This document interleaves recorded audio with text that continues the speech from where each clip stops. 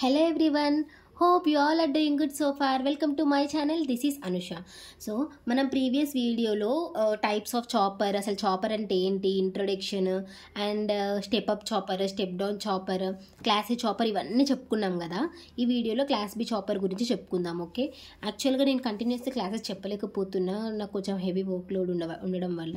So but నేను maximum try చేస్తాను మీకు ఇప్పటి నుండి కొంచెం రెగ్యులర్గా క్లాసెస్ పెట్టడం కోసం.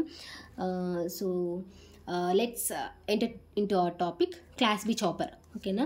సో నేను యాక్చువల్గా మీకు చాపర్ అంటే ఏంటి చెప్పాను. డీసీ టు డీసీ కన్వర్టర్ అంటే ఫిక్స్డ్ డీసీ నుండి వేరియబుల్ డీసీకి కన్వర్ట్ చేయడం. వేరియబుల్ డీసీ అంటే ఏంటి, ఎక్కువనో తక్కువనో అన్నట్టు. అంటే ఒక ఫిక్స్డ్ డీసీ వోల్టేజ్ ఉన్నదాన్ని ఆ వోల్టేజ్ని పెంచడమైనా ఆ వోల్టేజ్ని తగ్గించడమైనా దాన్ని వేరియబుల్ అంటారు అనమాట. ఫిక్స్డ్ డీసీ నుండి వేరియబుల్ డీసీ, మొత్తానికైతే వోల్టేజ్ అయితే డీసీలోనే ఉంటుంది, డీసీ సోర్స్. ఓకేనా, డీసీ ఫామ్లోనే ఉంటుంది, ఏసీకి కన్వర్ట్ అవ్వదు. డీసీ టు డీసీ కన్వర్ట్ చేయడాన్ని చాపర్ అంటారు. సో అది ఇంట్రడక్షన్. సో క్లాస్ ఏ చాపర్ గురించి చెప్పిన. Class A chopper is the example of step down chopper అని చెప్పి, సో దాని ఆపరేషన్ కూడా చెప్పినాం, ప్రీవియస్ వీడియోస్లో ఉంటే మీరు వెళ్ళి చెక్అవుట్ చేయవచ్చు. అండ్ క్లాస్ బి చాపర్ వచ్చేసి, class B chopper is a step up chopper. ఓకేనా, అంటే ఈ క్లాస్ బి చాపర్ యొక్క ఆపరేషన్ ఎట్లుంటుందంటే వోల్టేజ్ని పెంచుతుందన్నమాట. స్టెప్ అప్ చాపర్ అయితే ఎలా వర్క్ అవుతుందో సేమ్ అలానే క్లాస్ బి చాపర్ కూడా వర్క్ అవుతుంది. ఈ క్లాస్ బి చాపర్ అనేది సెకండ్ క్వాడ్రంట్లో వర్క్ అవుతుంది. మనకు 4 క్వాడ్రంట్స్ ఉంటాయి కదా చాపర్ యొక్క operation. First quadrant, second quadrant, third quadrant, fourth quadrant అనమాట. సో మనకు క్లాస్ ఏ చాపర్ ఫస్ట్ క్వాడ్రంట్లో వర్క్ అవుతుంది, కానీ క్లాస్ బి చాపర్ అనేది సెకండ్ క్వాడ్రంట్లో వర్క్ అవుతుంది. సెకండ్ క్వాడ్రంట్ అంటే ఏంటి, జస్ట్ సింపుల్. మనం ఇక్కడ ఈ లైన్ ఏమో కరెంట్ అనుకున్నాం కదా, ఇదేమో వోల్టేజ్. ఓకేనా, ఫస్ట్ క్వాడ్రంట్లో ఏమో కరెంట్ వోల్టేజ్ రెండు పాజిటివ్గా ఉంటాయి. సెకండ్ క్వాడ్రంట్లో ఏముంటాయంటే వోల్టేజ్ అనేది పాజిటివ్ ఉంటుంది. ఓకేనా, అండ్ కరెంట్ అనేది నెగటివ్గా ఉంటుంది. సో ఇది సెకండ్ క్వాడ్రంట్. ఈ క్వాడ్రంట్లో మనకు క్లాస్ బి చాపర్ అనేది వర్క్ అవుతుంది. మంచిగా మీరు ఎగ్జామ్లో రాసినప్పుడు ఈ డయాగ్రామ్ కూడా వేయండి. మంచిగా ఇట్లా డయాగ్రామ్స్ వేసి, ఇలా నీట్గా డయాగ్రామ్స్ వేసి, ఇలా సర్క్యూట్ డయాగ్రామ్స్ వేయడం వల్ల ఏంటంటే మీకు మంచి మార్క్స్ కూడా వస్తాయి అన్నమాట. నీట్గా రాయాలి, కొంచెం స్పేస్ కన్జ్యూమ్ చేసుకున్నా సరే మంచిగా నీట్గా వేయడం వల్ల మార్క్స్ అనేది మంచిగా వస్తాయి. సో ఇలా కొంచెం నేను చెప్పిన ఇంట్రొడక్షన్ కూడా పైన రాయండి. ఓకేనా, లైక్ అలా రాయడం వల్ల ఏంటంటే కరెక్షన్ చేసే వాళ్ళకు కొంచెం ఎక్కువ నాలెడ్జ్ ఉన్న వాళ్ళే ఇలా కొంచెం ఒక టాపిక్కి ఇంట్రొడక్షన్ లాగా రాసి ఇలా ఎలాబరేట్ చేసి సైడ్ హెడ్డింగ్స్ పెట్టి రాస్తే ఎక్కువ నాలెడ్జ్ ఉంది అన్న ఒక ఫీల్లో మంచి కరెక్షన్ చేస్తారు. ఒక పేపర్ చూసిన వెంటనే పాజిటివ్ ఫీల్ వస్తుంది. సో ఇది చూస్తే సర్క్యూట్ డయాగ్రామ్. ఈ క్లాస్ బి చాపర్ అనేది 2 మోడ్స్ ఆఫ్ ఆపరేషన్లో వర్క్ అవుతుంది అనమాట. 2 మోడ్స్ ఆఫ్ ఆపరేషన్ ఏంటి అంటే, చూడండి ఇప్పుడు ఇది సర్క్యూట్ డయాగ్రామ్ కదా, ఇదేమో రెసిస్టర్, ఇదేమో ఇండక్టర్, ఇదేమో back EMF of a motor or ఈ లోడ్. ఇది ఖచ్చితంగా మనకి క్లాస్ బి చాపర్లో ఉండాలి, ఈ డీసీ లోడ్ అనేది. ఓకేనా, ఇది కూడా డీసీనే, DC load, back EMF of a motor. Okay, and ఇదేమో వచ్చేసి డయోడ్, ఇదేమో చాపర్ అంటే స్విచ్ లాగా వర్క్ అవుతుంది చాపర్. ఇదేమో సప్లై వోల్టేజ్. ఓకేనా, ఈ 1 2 3 4 5 6 ఈ 6 పార్ట్స్ అనేవి మనకు ఈ చాపర్లో ఉంటాయి. ఇప్పుడు దీని వర్క్ 2 మోడ్స్ ఆఫ్ ఆపరేషన్లో వర్క్ అవుతుంది. నేను చాలా సింపుల్గా చెప్తున్నా, అండ్ ఎక్కువ కన్ఫ్యూజ్ అవ్వకూడదు. ఎందుకంటే ఎగ్జామ్స్ కోసం మనం చదివినప్పుడు ఇంత పెద్ద ఏదో ఉంది అని చదివితే మనకి ఏది రాదు. సో సింపుల్గా చెప్పడం వల్ల ఎగ్జామ్కి కొంచెం సేపు ముందు చూసుకున్నా సరే మనకు అర్థం అవ్వాలి. అందుకోసమనే నేను ఇలా సింపుల్గా చెప్తున్నాను.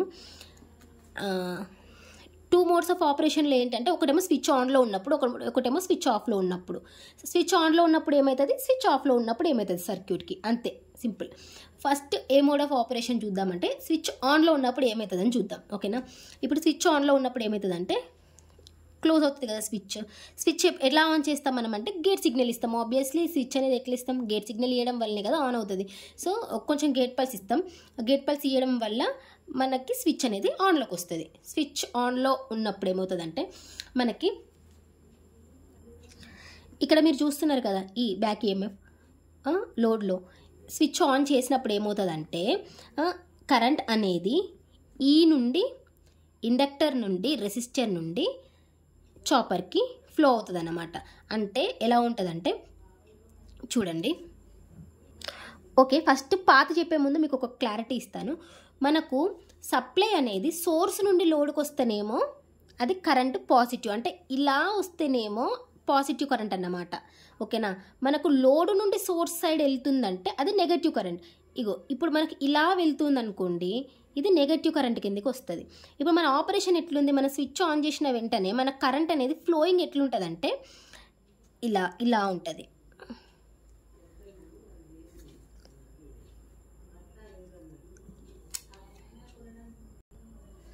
ఇలా ఉంటుంది. ఓకేనా, సారీ.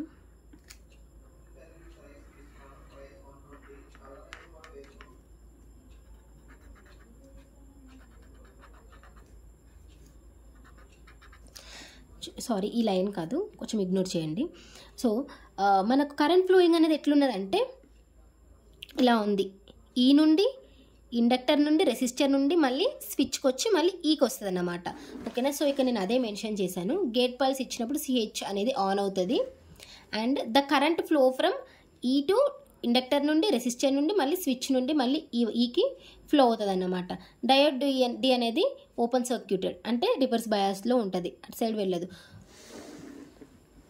ఓకే, ఇలా కరెంట్ ఫ్లో అయినప్పుడు ఏమవుతుంది అంటే మనకి ఇండక్టర్ ఉంటుంది కదా, ఇక్కడ ఇండక్టర్ నుండి ఫ్లో అవుతుంది కదా, ఇండక్టర్ అనేది ఛార్జ్ చేసుకుంటుంది.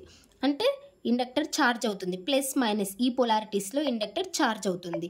ఛార్జ్ అయ్యి మనకి రెసిస్టర్ నుండి and again come to switch and again come to ఈ. అంటే మనం ఏమనుకున్నాం, కరెంట్ అనేది ఇట్లా ఫ్లో అయితేనేమో ఇలా ఫ్లో అయితే పాజిటివ్, కానీ మనకి ఇలా ఫ్లో అవుతుంది కరెంట్ అనేది, రివర్స్లో ఫ్లో అవుతుంది, అంటే ఇది మనకి నెగటివ్ కరెంట్ అని అర్థం.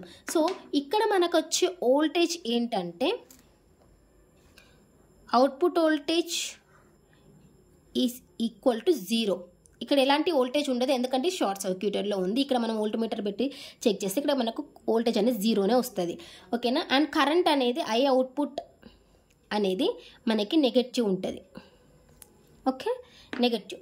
ఇక్కడ కరెంట్ ఛార్జ్ చేసుకుంటుంది కదా ఇండక్టర్, ఇది కూడా నెగటివ్లోనే ఛార్జ్ చేసుకుంటుంది అన్నమాట. సో ఇది వెన్ స్విచ్ ఈజ్ ఆన్లో ఉన్నప్పుడు. వెన్ స్విచ్ ఆఫ్లో ఉన్నప్పుడు ఏమవుతుందో చూద్దాం. ఓకేనా, ఇప్పుడు స్విచ్ ఆఫ్ చేస్తున్నాం. ఓకే, స్విచ్ ఆఫ్ అంటే ఇప్పుడు ఇది ఓపెన్ సర్క్యూట్ అవుతుంది స్విచ్. అప్పుడు ఏమవుతుందంటే మనకు ఇక్కడ ఇండక్టర్ దగ్గర స్టోర్ చేసుకున్న ఎనర్జీ ఉంటుంది కదా, ఈ స్టోర్ చేసుకున్న ఎనర్జీ రిలీజ్ చేస్తుంది, ఎనర్జీని రిలీజ్ చేస్తుంది. ఎలా? It changes it's polarity. First వాటి యొక్క పొలారిటీస్ని ప్లస్ మైనస్ లాగా చేంజ్ చేసుకొని ఇప్పుడు ఇలా ఫ్లో అవుతుందన్నమాట.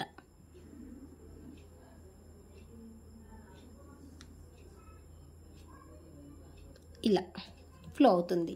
అంటే ఈ ఇండక్టర్ అనేది తన ఎనర్జీని రిలీజ్ చేసినప్పుడు ఈ డయోడ్ అనేది ఫార్వర్డ్ బయాస్డ్ కండిషన్లోకి వస్తుంది. ఎందుకంటే స్విచ్ అనేది చాపర్ స్విచ్ అనేది ఆఫ్లో ఉన్నప్పుడు మనకి ఇక్కడ అవుట్పుట్ వోల్టేజ్ ఎంత ఉంటుందంటే వెన్ సిహెచ్ ఈస్ ఆఫ్, ఇదేమో సిహెచ్ ఆన్లో ఉన్నప్పుడు, సిహెచ్ ఆఫ్లో ఉన్నప్పుడు ఏమవుతుందంటే output voltage is equal to ఇక్కడ ఈ ప్లస్ విఎల్, అంటే ఇక్కడున్న ఎనర్జీ ప్లస్ ఇక్కడున్న ఎనర్జీ, ఇండక్టర్లో ఉన్న ఎనర్జీ. అప్పుడు ఏమవుతుందంటే ఈ ప్లస్ ఎల్ అనే ఈ టోటల్ వోల్టేజ్ అనేది సప్లై వోల్టేజ్ కంటే ఎక్కువ ఉంటుంది. అందుకే ఈ ఇండక్టర్ రిలీజ్ చేసే ఎనర్జీ వల్ల ఈ డయోడ్ అనేది ఫార్వర్డ్ బయాస్లోకి వస్తుంది. కానీ మీకు ఒక డౌట్ రావచ్చు, ఏంటంటే ఇండక్టర్ పాజిటివ్గా ఉంటుంది యానోడ్ ఆఫ్ ఏ డయోడ్కి, and cathode of a diode కూడా పాజిటివ్ ఉంటుంది. అట్లాంటప్పుడు ఇండక్టర్ ఎలా ఇండక్టెన్స్ వల్ల డయోడ్ ఎలా ఫార్వర్డ్ బయాస్లోకి వస్తుందంటే వోల్టేజ్ అనేది లోడ్ సైడే ఎక్కువ ఉంటుంది సోర్స్ కంటే. ఎందుకంటే V0 ఈజ్ ఈక్వల్ టు ఈ plus VL, that is higher than supply voltage. కాబట్టి ఈ ఇండక్టెన్స్ వల్ల ఈ డయోడ్ అనేది ఫార్వర్డ్ బయాస్లోకి వస్తుంది. కరెంట్ ఫ్లో అనేది inductor to resistor to diode to supply voltage to ఈ వస్తుంది అన్నమాట. ఇలా రివర్స్ డైరెక్షన్లో కరెంట్ అనేది ఫ్లో అవుతుంది, అంటే నెగటివ్ కరెంట్ అన్నమాట ఇది.